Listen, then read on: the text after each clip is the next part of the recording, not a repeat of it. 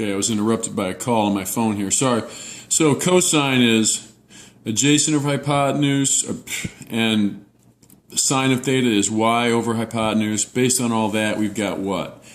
X is r cosine theta, y equals r sine of theta. Remember also, tangent of theta is y over x, opposite over adjacent. Remember our TOA, right? So that's also tangent equals y over x, which is also going to be, make it a little better, sine of theta over cosine of theta. That's tangent, okay? We're learning some of these identities. All right.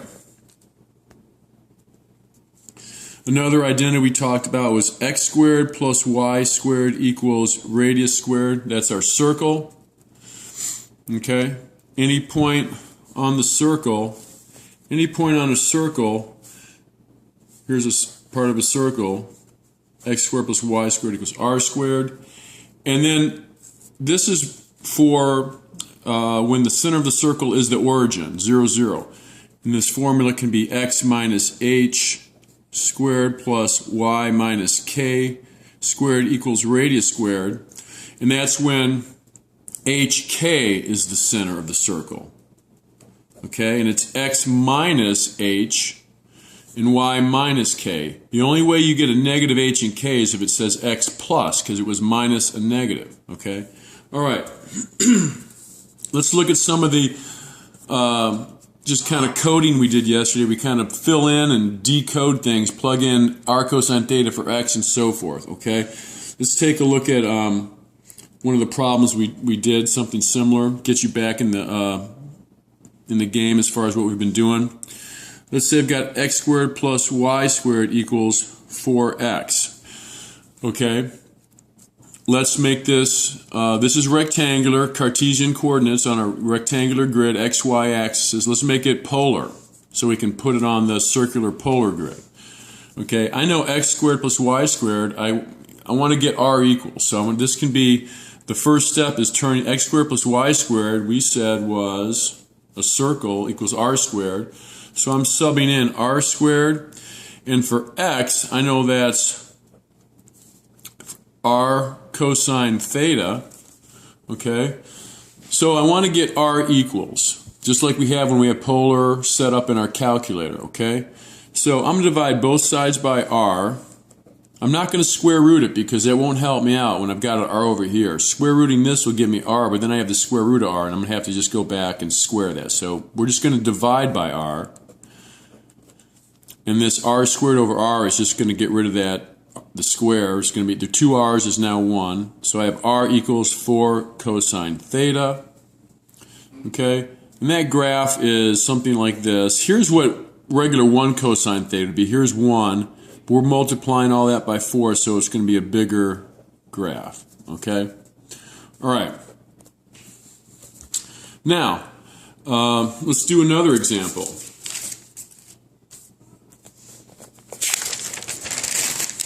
Okay? What if I have something like, where am I writing here? R equals 4 cosine theta plus sine theta.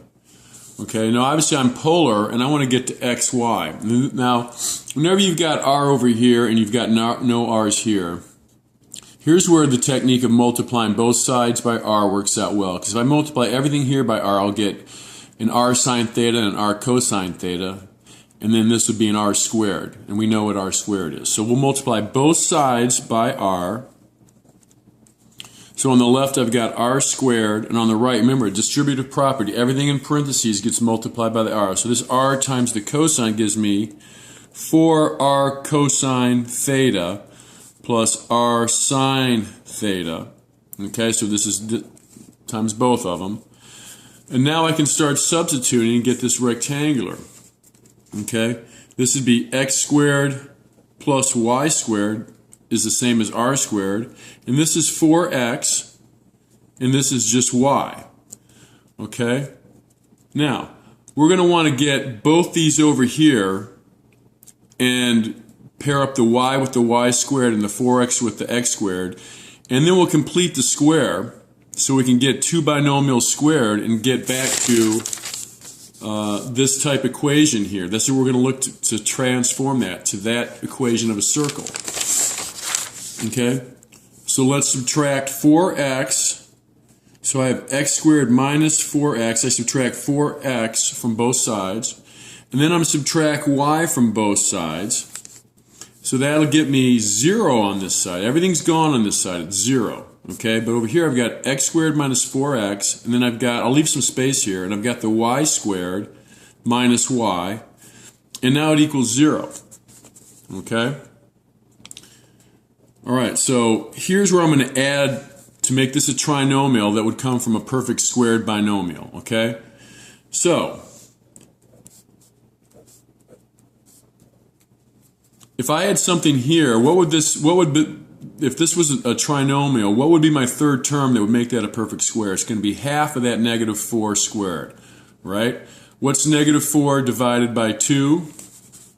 Negative 4 divided by 2 squared, okay? That's going to be negative 2 squared, would be plus 4. So I added plus 4 to this side. I could subtract on this side, but I'm not. I'm going to add 4 on this side of the equal sign. I'm going to add 4 to this side. Okay, so I've got plus 4 there, all right? And then here, this would be x, and again, I just take, what's this, half of this minus 4 is minus 2, and that's what goes there. Minus 2 squared gets me the plus 4. Remember, this times this should be my middle term. So good, this is what we've got. Now I need to complete this square. This is negative 1, right? There's no 1 there, but we know it's a negative 1. What's half of negative 1?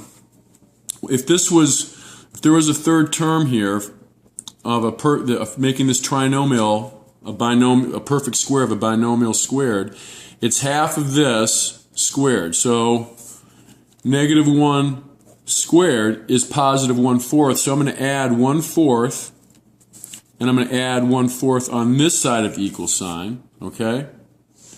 All right, so in my binomial, well, how would I factor that out? Remember, it's y, and all you got to do is just take this right here, divide it by 2, and that's what goes here. Minus half of negative 1.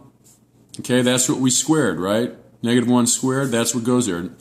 So, what's this? I've got 4 and 1/4. So remember, I've got 4 and 1/4 now. We added a 4 here, and we added a 1/4 here. So we had to add the same things on this side of the equal sign. Okay?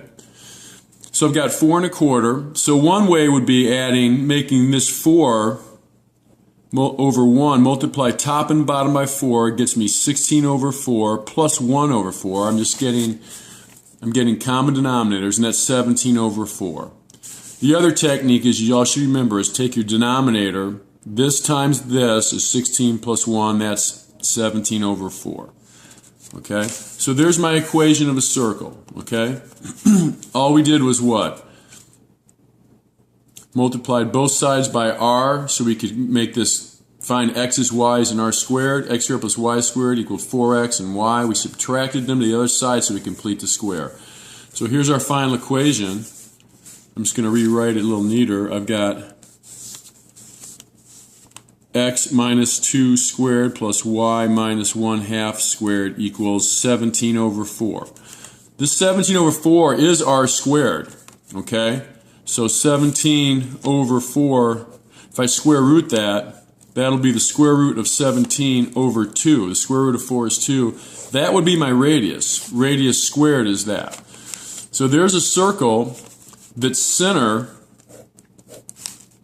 is 2, 1/2. So 1, 2, about right here. Here's 1, there's 2, so there's my center of the circle, and I'm not really sure what root 17 over what that is. Okay? All right. I'm getting battery low here, so I need to hurry up. Okay. Just a couple last minute things. One, just like here's a Cartesian graph of x and y. Remember, when you have x equals 4, that's a vertical line. Let's say 1, 2, 3, 4. Okay? And anytime you have x equals something, that's a vertical line. All right? Doesn't matter what y is, x equals that. But there's no way to really graph it. I remember our calculator is set up to be y equals, but we just know that's a vertical line. If I had x here 0, x equals -2, that'd be this line here. Well, on the polar graph, we have the same type thing. Our polar graphs are set up in our calculator to be r equals, but r equals is basically going to give me something around like this, like a circle. Okay? One way to get a line is just to say, cross that out, is say theta equals. Okay? So if I said theta equals pi force, here's pi force at about 45 degrees, there. That's my line that theta equals pi force. Okay? The difference between that and the x equals, that's the only line I can make at x equals. When theta equals pi force, I can also make theta equals 5 pi force, right? Here's 1 pi force, 2, 3, 4, 5 pi force. And no matter what your radius is, I don't care what your radius is, where is it? It's on that theta line, theta equals. So again, we can make a line, but also call it different things. I can call it theta equals -3 pi force, right? Here's -1, -2, -3 pi force. It doesn't matter what r is. R is going to be on that line. Just like it doesn't matter what y is, it's on that line. But with polar, we have the option of naming lines, the same line, different names, just like with polar coordinates, okay? All right. Final thing, I'm coming up on 12 minutes. You remember, let's say I gave you r equals 2 cosine theta. That would be a graph looking something like this.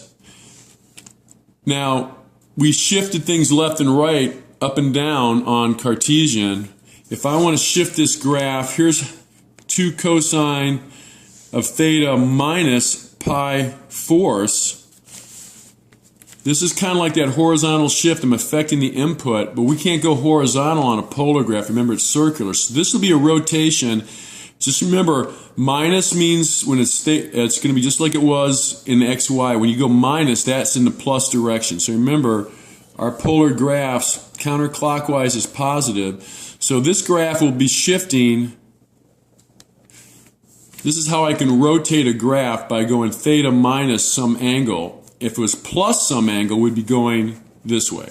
All right, that's 13 minutes. That's enough. Hopefully everyone watches this, okay? And this helps out and everyone's ready for Monday. Thank you. See you tomorrow.